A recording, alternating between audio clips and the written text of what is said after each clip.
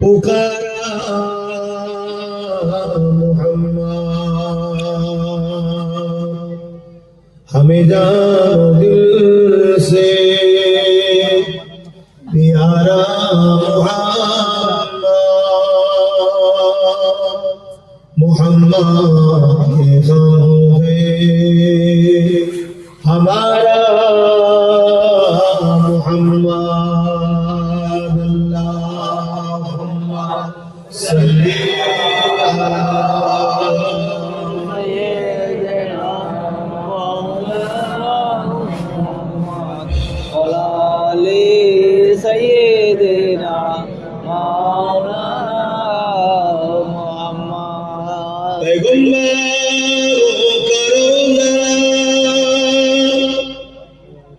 देखा दे खुदाया दरे मुदद से मिला दे खुदाया शराबे मुहब्बा पिला दे खुदाया। पैगंबरों का रोज़ा दिखाए खुदाया। अल्लाहुम्मा सल्ली अला सय्यिदिना मौलाना मुहम्मद व आलि सय्यिदिना कलमे ला इलाहा इल्लल्लाह, ला इलाहा इल्लल्लाह, ला इलाहा इल्लल्लाह, मुहम्मदुर रसूलुल्लाह, ला इलाहा इल्लल्लाह, ला इलाहा इल्लल्लाह,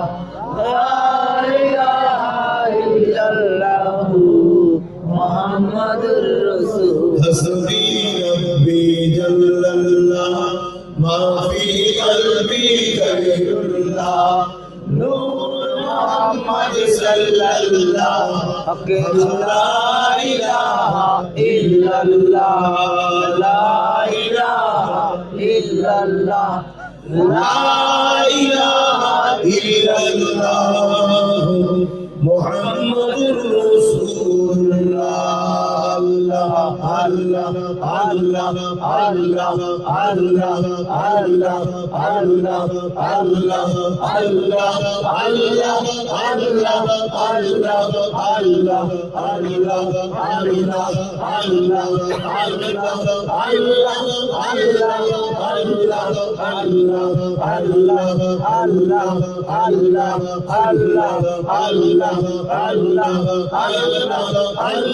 अल्लाह अल्लाह अल्लाह अल्लाह अल्लाह हाजिरी अल्लाह नाज़िरी अल्लाह हाजिरी अल्लाह नाज़िरी अल्लाह सफ़ी अल्लाह माई अल्लाह हाजिरी अल्लाह नाज़िरी अल्लाह सफ़ी अल्लाह माई अल्लाह अल्लाह अल्लाह अल्लाह अल्लाह अल्लाह अल्लाह अल्लाह अल्लाह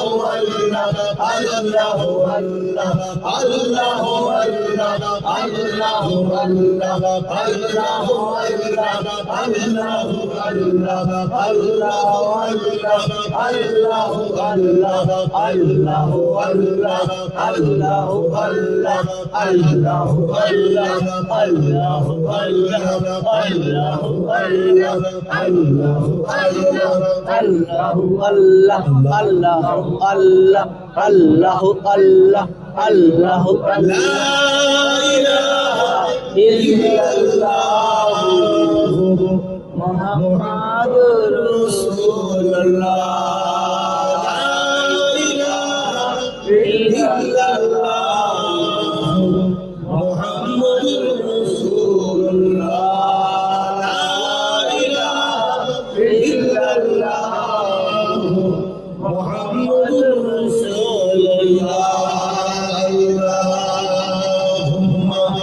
सल्ली अला सय्यिदिना मौलाना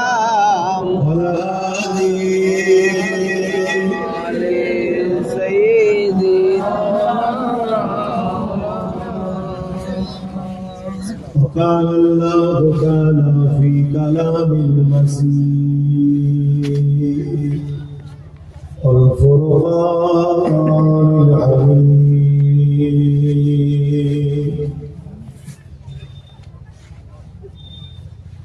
ما آتاكم الرسول فخذوه وما نهاكم عنه فانتهوا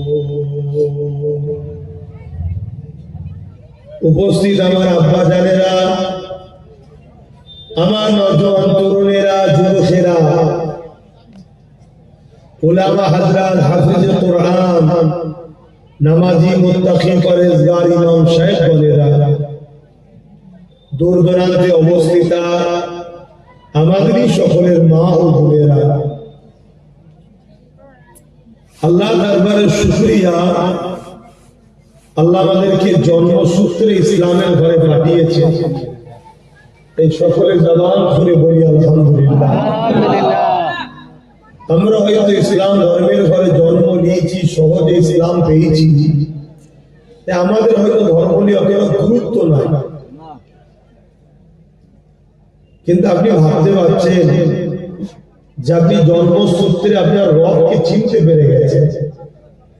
আল্লাহ যদি এখানে না পাঠিয়ে অন্য কোথায় পাঠাতো, না জানি আপনি হয়তো আপনার রবকেই চিনতে পারতেন না।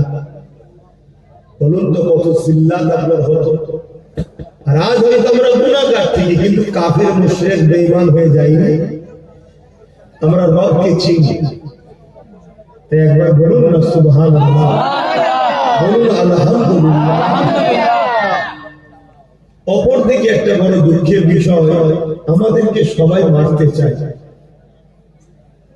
এর কারণ আমরা আল্লাহ রাসূলের পক্ষে তাই, কিন্তু হাকিকাতে কিন্তু আমরা পক্ষে নয়। কিন্তু আমাদের উপরে রাগ এই কারণে যে ইসলামের অনুসারী আমরা তাই। হাকিকাতে যদি আল্লাহর পক্ষে আমরা হই, তাহলে নিশ্চিন্তায় থাকো, আল্লাহ আমাদেরকে সাহায্য করবে, বিজয় আমাদেরই হবে। জোরে বলুন সুবহানাল্লাহ। কিন্তু আমাদেরকে যুগে যুগে জুলুম করেছে, মেরেছে, কষ্ট দিয়েছে, হত্যা করেছে, আমাদের মাথার এই খুলি দিয়ে, মাথা দিয়ে বড় বড় রাজপ্রাসাদ তৈরি করেছে, আমাদের রক্তেতে দাজলা নদী লাল হয়েছে, অনেক জুলুম করেছে। আজকে প্যালেস্টাইনকে মেরে শেষ করছে, সুদানকে মেরে শেষ করছে, সারা দুনিয়ায় আমাদেরকে মারছে। অপরাধ কি করেছি আমরা? আমরা অপরাধ কি করেছি? যারা মারছে তাদের মারার কারণ হলো একটাই, তারা খোদা হতে চাই মানুষের, আর আমরা তাদেরকে খোদা বলে মানি না। এটাই রাগ। তারা জুলুমে, অন্যায়, সন্ত্রাসী সাম্রাজ্য তৈরি করতে চায়, আর আমরা রাসূল পাক সাল্লাল্লাহু আলাইহি সাল্লামের উম্মত, আমরা সন্ত্রাস মুক্ত, জুলুম মুক্ত সমাজ করতে চাই। এজন্য আমাদের উপরে রাগ।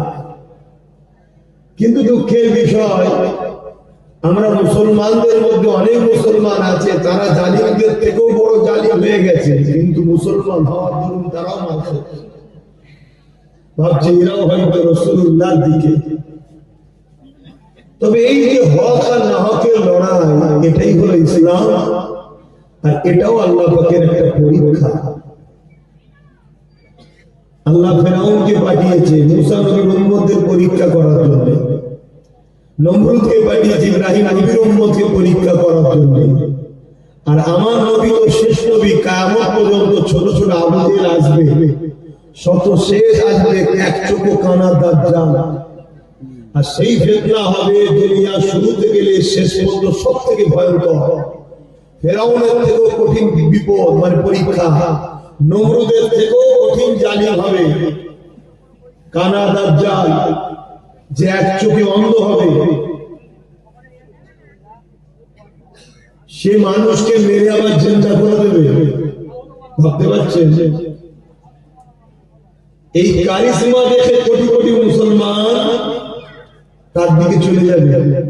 যেমন আজকালকার কিছু বাবা বেরিয়েছে, গেলেই বলে দেয় হ্যাঁ তোর এই সমস্যা তো, এই বাবা হচ্ছে দাজ্জালের লোক। এই ছোট ছোট কানা দাজ্জালকে চালাতে হয়, দেখেও অনেক মুসলমান বিগড়ে যাচ্ছে। অনেকে সন্তান হয়নি, বাবার কাছে যায়, বাবা বাবা ঢোকার সাথে বলে দেয় তোর সন্তান হয়ে যাবে, চিন্তা করিস না। সে মেয়ে তো এমনি পাগল হয়ে যাবে, যে আমার সন্তানের জন্য এসেছি, বাবা জানলো কি করে আগে থেকে? তখন বাবা যা বলবে তাই শুনছে। এইভাবে কত মুসলিম পরিবার নষ্ট হচ্ছে। হে উম্মতে মুহাম্মাদি, তোমার আমার জন্য রাসূলুল্লাহ সুন্নাত ছাড়া দ্বিতীয় কোনো বাঁচার রাস্তা নাই। সাবধান হও, হাজারো রকম দিক দিয়ে আল্লাহ পরীক্ষা নেবে। দাজ্জালকেও কিন্তু আল্লাহই পাঠাবে, তাকে আল্লাহ পাওয়ারও দেবে। অনেক ছেলেকে ধরে দিয়ে বলবে এটা কার খবর? বলবে আমার দাদু। বলছে কি যদি জিন্দা করে দিয়ে আমাকে আল্লাহ বলে মানবি তো? কেন আল্লাহই তো জিন্দা করার মালিক। তো দাজ্জাল কানা দাজ্জাল যে বলবে এই আমাকে দাদু তো, কবর ফাট হয়ে যাবে, তার দাদু বেরোবে। এই দেখে অনেক লোক কর্ম করলো, তাকে মেনে নেবে।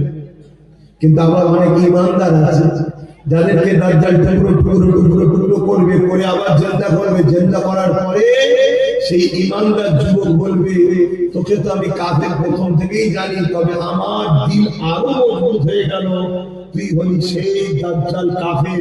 কেন আমার আল্লাহ নিজের প্রমাণ করার জন্য লোকের ধরে ধরে আসতে হয় না। ধরে বলুন সুবহানাল্লাহ। তোমরা সজাগ হও, কত দিক দিয়ে তোমাদেরকে মিটাবার প্ল্যান চলছে। আমার আগে কি অর্থ ছিল জানি না, কি অর্থ ছিল, কি কথা বলছিল, প্রত্যেক বাড়ি বাড়ি সুদ ঢুকে গেছে, এটা একটা প্ল্যান তার জানি। কেন আমরা যদি সুদে জড়িয়ে যাই আল্লাহ সাহায্য করবে না।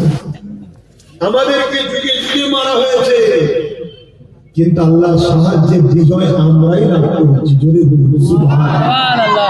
আজও মারা হবে, কালও মারা হবে, কিয়ামত পর্যন্ত আমাদের ঘরে দুনিয়ার সবাই মারবে। কেন? আমরা তাওহীদবাদী, আমরা রিসালাতবাদী, আমরা মহান স্রষ্টা রব্বুল আলামিনকে মানি। কিন্তু যুগে যুগে আল্লাহ আমাদেরকে সাহায্য করেছিলেন। কেন? আমরা আল্লাহ ছিলাম তাই। আজকেও মার হবে, কালকেও মার হবে। যদি আমরা আল্লাহ থাকি, আল্লাহ আমাদেরকে সাহায্য করবে। কিন্তু আমরা আল্লাহ থেকে সরে যেতে, আর আমাদেরকে সরানো হচ্ছে। আগেকার সময়ে জালিমরা আমাদের ঘরে জোর করে মরুভূমির গরম বালিতে শুইয়ে বুকের উপরে ভারী পাথর চাপিয়ে দিয়ে বলতো আল্লাহ রাসূল ছেড়ে দে। সাহাবা হুজুররা বলতেন জান দিয়ে দেবো, আল্লাহ রাসূল ছাড়বো না। জোরে বলুন সুবহানাল্লাহ। আগেকার সময়ে জালিম খ্রিস্টান বাদশারা সাহাবাদেরকে ধরে নিয়ে গিয়ে একটা সাহাবাকে সুরির উপরে চাপিয়ে হত্যা করে বলতো আল্লাহ রাসূলকে ছাড়বি কি বল। বাকি সাহাবারা নিজের ভাইদের মরণ দেখেছে, কিন্তু বলতো আল্লাহ রাসূলকে আমরা ছাড়বো না। আগেকার জালিম অত্যাচারীরা আমার রাসূল পাকের সাহাবাদের ঘরে নানা রকমভাবে কতল করেছে, কিন্তু আল্লাহ রাসূলকে তারা ছাড়েনি। আজকে জালিমরা দেখেছে মুসলমান দিগকে যদি জোর করে বলা হয় আল্লাহ রাসূলকে ছেড়ে দাও, এই মুসলমান কিন্তু ছাড়বে না। তাই এদেরকে প্রথম দুর্বল করো। কি করে দুর্বল করা হবে? একটা ভেতর দিক দিয়ে, একটা বাইরের দিক দিয়ে, দুদিক দিয়ে আমাদের দুর্বল করা হচ্ছে। ভেতর দিক দিয়ে দুর্বল করছে দাড়ি টুপি জুব্বার লেবাসে, পীরের লেবাসে, পীরজাদার লেবাসে, মৌলানার লেবাসে, বক্তার লেবাসে। আমাদের কাছে আল্লাহর নবীর শান মর্যাদাকে ছোট করছে, ওলি আউলিয়াদের থেকে সরাবার একটা প্ল্যান চলছে। এটা হলো ভেতর থেকে দুর্বল করা। শুনছেন? আর একটা বাহ্যিক থেকে আমাদের দুর্বল করছে কি? রাজনীতির নামে, সেকুলার দলের নামে, বিভিন্ন দলের নামে বিভিন্ন ভাবে আমাদেরকে কখনো মেলায় নিয়ে যাচ্ছে, যাত্রায় নিয়ে যাচ্ছে, ফাংশনে নিয়ে যাচ্ছে, বলছে খেলা হবে চলো, খেলতে গিয়ে দেখছি অর্ধ নাচ হচ্ছে। মুসলিম এলাকায় দেখে দেখে মেলা দিচ্ছে, লটারি দিচ্ছে, ফাংশন দিচ্ছে, বলছে নিয়ে যা, ফ্রিতে নিয়ে যা, সুদের মাল, ঘুষের মাল, মদ বিক্রি করা মাল, আমাদেরকে সেই সব অর্থে খাইয়ে আমাদেরকে আস্তে আস্তে ইমানটা দুর্বল করছে। এই আমার ভাই, তোদের দুশ্মন নয় আমি। খেতে না পারো, আল্লাহ যদি তোমায় দুদিন শুকিয়ে রেখে পরীক্ষা নেয়, আল্লাহর নামের জন্য শুকিয়ে থাকতে পারবে না। কিন্তু হারাম খেয়ে কি লাভ হচ্ছে? লোভ লালসায় পড়ে কি হচ্ছে? আমাদের দুনিয়াও যাচ্ছে, আখিরাতেও যাচ্ছে। দুনিয়া আমাদের সামনে দাঁড়িয়ে কথা বলতে ভয় করত, আর আজকে দুনিয়া আমাদের ইসলাম, আমাদের কোরআনকে গাল দিচ্ছে।